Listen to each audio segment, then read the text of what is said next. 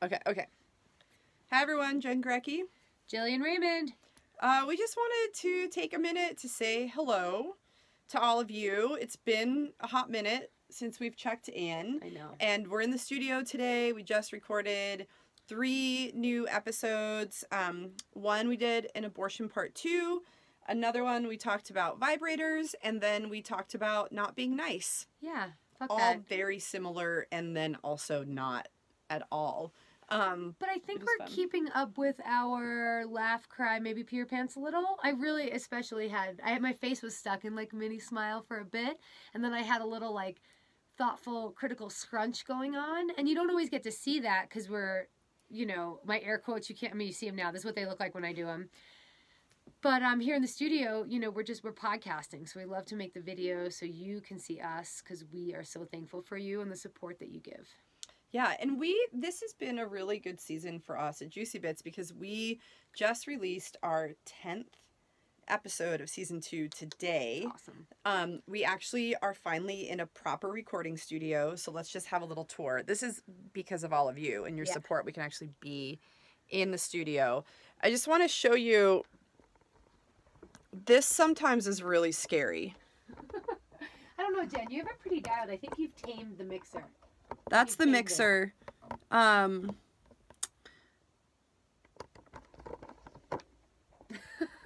Full disclosure. We could use a new tripod. Yeah, we absolutely for the iPhone. We absolutely could. So last time we were in here, we recorded a bunch of episodes that actually didn't record.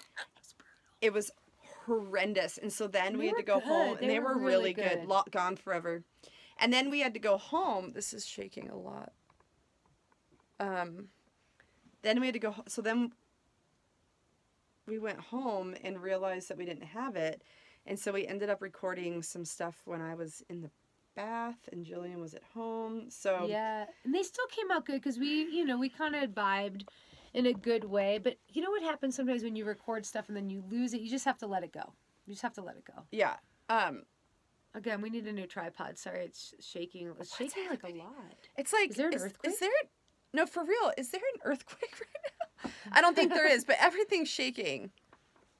And nothing's... I mean, we're not moving. And I'm a tapper, but I'm not even tapping the table. Are you all seeing how much this is moving? We're not moving anything. I hope it's not a fucking earthquake. I had enough. Like, the snowpocalypse I can handle, but if you have the snowpocalypse and the earthquake... What? Okay.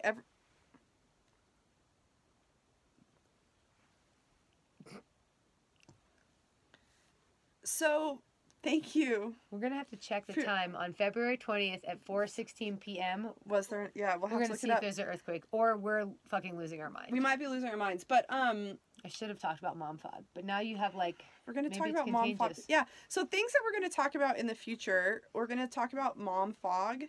We want to talk about this idea of not being an ally, but a co-conspirator. Yeah, I'm stoked. Dr. Bettina Love, thank you for opening up my world.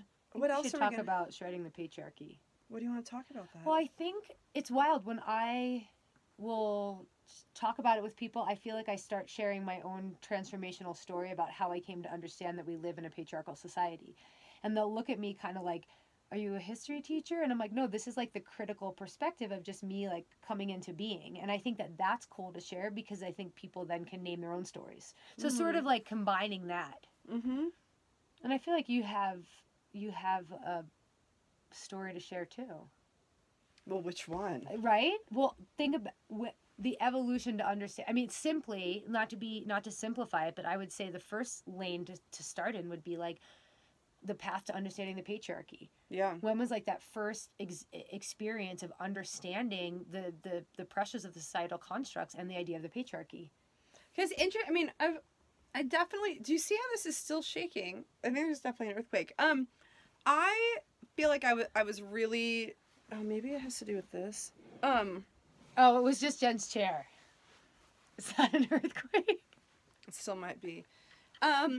I feel like I was like really into. I like understood sort of like systems at play and issues around gender. Like I feel like I can first remember them when I was in high school. Damn, see, I think that's so rad. Well, because when I was in high school, I worked at did the school newspaper. Okay.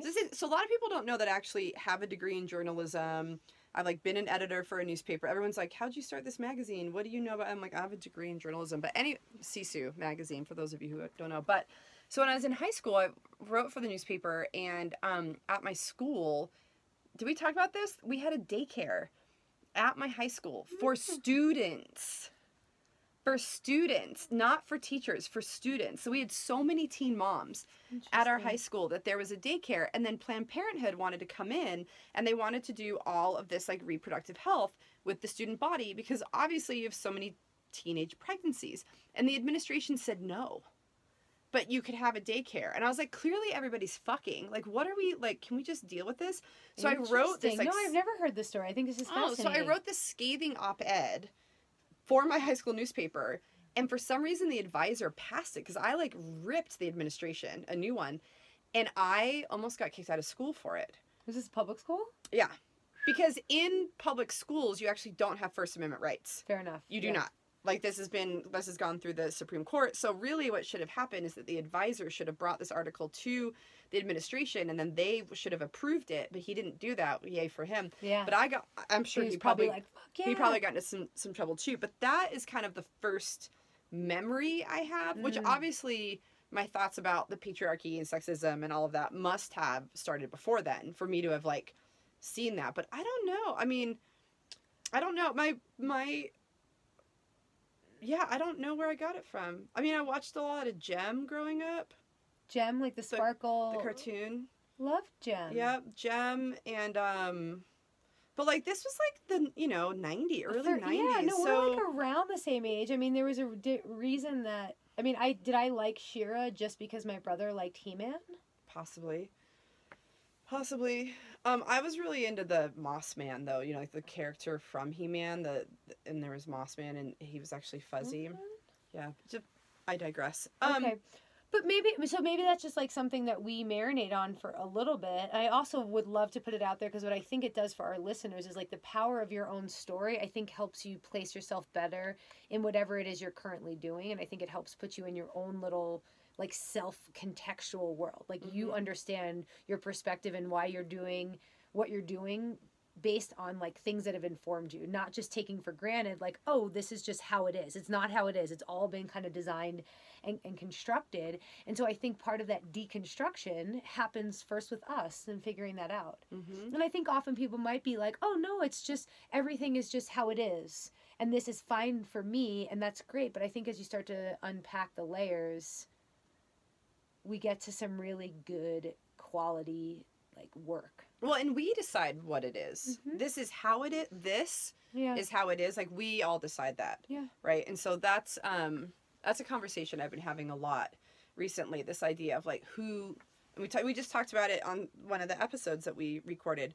Who creates truth and knowledge? Who's responsible for that? When that truth and knowledge is created, whose voices are silenced in that process? What other forms of knowledge and truth do we forget about or lose? Because we have sort of like put this, like this is who's in control of that narrative, and that's elevated, and the other one's not even made, they could be made invisible or just made to be considered nonsense. Yeah, you don't get, like indigenous ways of knowing. Right? Yeah. So, this is what we do over here in the studios. We just have these conversations, and most of the time these microphones are in front of... Here, to put it in your face, because it looks good. Oh, yeah, we can do that. Just to show. See? Normally, we're just having these conversations like this. Yeah, and we do a lot of eye contact. Lots of... lot of eye contact. But now we just wanted to say hi to all of you. So that's all we have. You know how to get in touch with us. We love to hear from you. We would love to hear from you if you have ideas for podcasts or just general feedback, or if you want to invite some friends to also... listen to Juicy Bits or support our Patreon. We'd really appreciate it, because your support allows us to record in a proper studio and have them edited. And those are the two big things, so that this is a decent podcast. We're going for like professional. We're quality. Clearly Professional. super pro. Super pro. So yeah. thanks everyone, and say hi to us sometime.